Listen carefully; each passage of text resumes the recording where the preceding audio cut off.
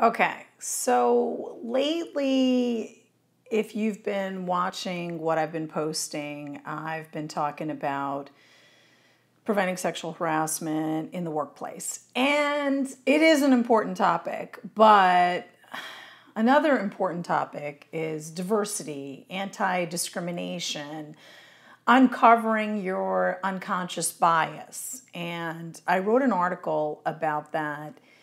And as I was writing it, I couldn't stop crying because it was so intense, and I was embarrassed and ashamed of my own thoughts, feelings, prejudices. So I thought about doing a video about that today, and I thought, I don't want to do that. I don't want to evoke all that emotion in this video. So I'm going a little easy on you, and I'm going to talk about a topic which is also very important, but not so intense, and I'm going to talk about stereotyping. Okay, so I know that there are people from all over the world that watch my videos, and I really thank you for that. But today I want to talk about me as an American and the stereotypes that I went through when I worked on a cruise ship.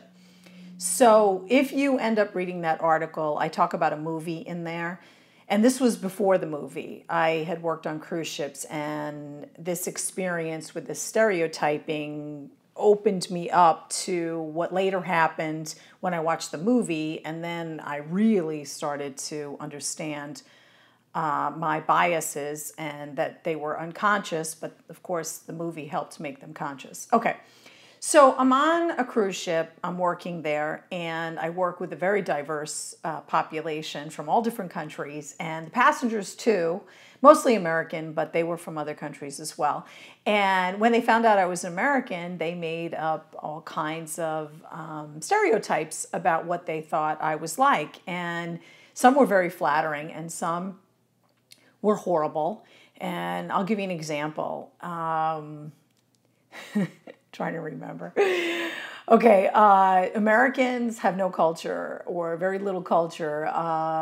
They eat horrible food. They know little to nothing about any other country other than their own.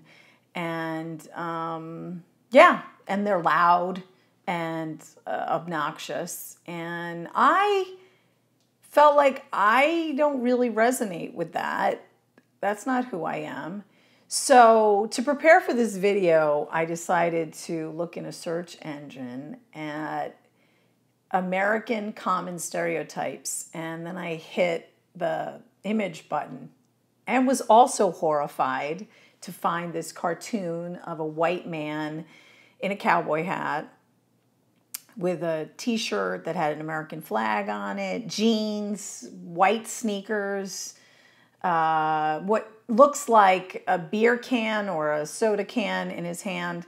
And again, I'm like, that's not me. Okay, some people watching this video may get a kick out of that image and, you know, enjoy that. And then others, you may be thinking just like me, like, that's not who I am. Okay, so that's the danger, is that people get ideas, and it's a shortcut, really, you know, to, you know, understand people faster, or so you think. And there's a danger to that shortcut in that you don't really get to know that person, and you just make up all kinds of stories in your head about what that person must be like, regardless of your own, even your own experiences of that person. Sometimes the bias is so strong. Okay, so I think that in the workplace that can really hurt you, because what I've seen, especially working on cruise ships, is the power of diversity. And I always think to myself, why do cruise ships recruit all over the world? And all the cruise lines do this, you know, or many of them do this. And I think because of the power of diversity and the power of the different perspectives and the thoughts and the that constant thinking of this is the way we've always done it, this is what we always do. And then you get a person who comes in here from a different country who has a whole different look on things. And maybe that's why.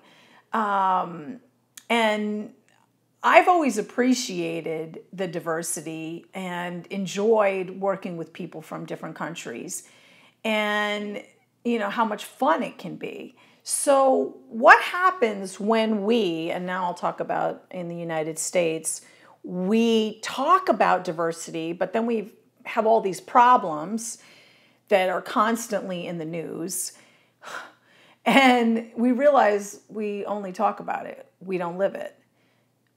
What we're doing is we're hurting ourselves. And we are limiting our opportunities.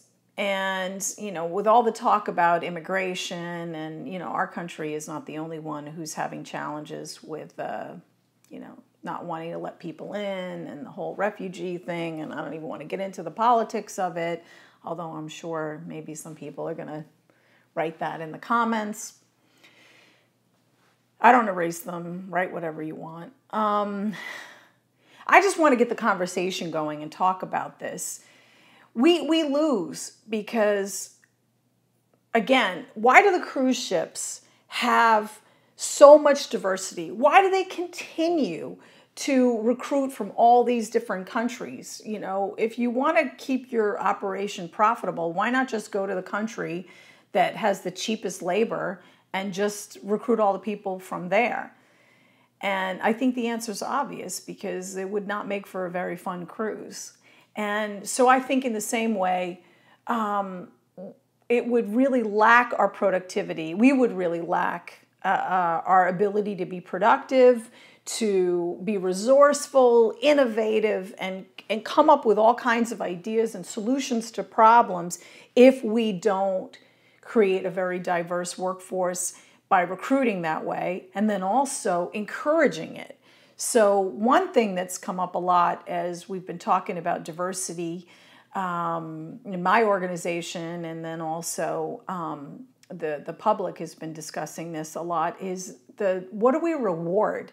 Are we rewarding in corporate America? Are we rewarding diversity and those efforts to create and embrace a very diverse workforce, diverse thinking, diverse thoughts? And that doesn't only talk about race, that's everything, and we have our Title VII of the 1964 Civil Rights Act, where we talk about not discriminating based on sex, gender, sexual orientation, race, religion, people's disabilities, and those kinds of things. I know I'm leaving some things out. But yeah, we talk about it, but then do we reward it? Do we reward managers, supervisors, CEOs who are creating that very diverse workforce? If you're not rewarding it in your own organization, then you're probably not going to get the results that you're looking for with regard to that diversity and diverse attitude and perspective and thought process. Because oftentimes what we reward is the bottom line, and we go for money. We talk about all these wonderful things, but at the end of the day, what we really value is money. Okay. How do you know what you don't know? You don't. How do you find out? You try to discover what may be your unconscious bias. And there may be many ways for you to figure out how to do that today. But one way I'm going to challenge you is to read my article. I'm going to put it in the description below when we finish.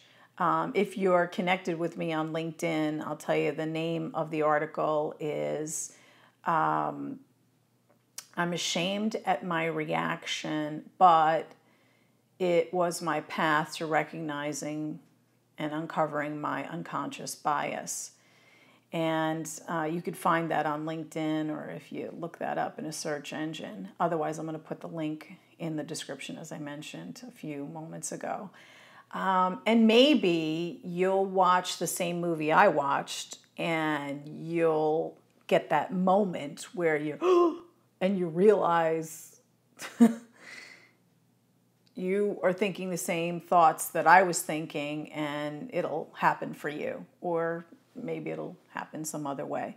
But I really want to thank you for being with me here. I think this is my first YouTube live video, and I really appreciate it. Thanks.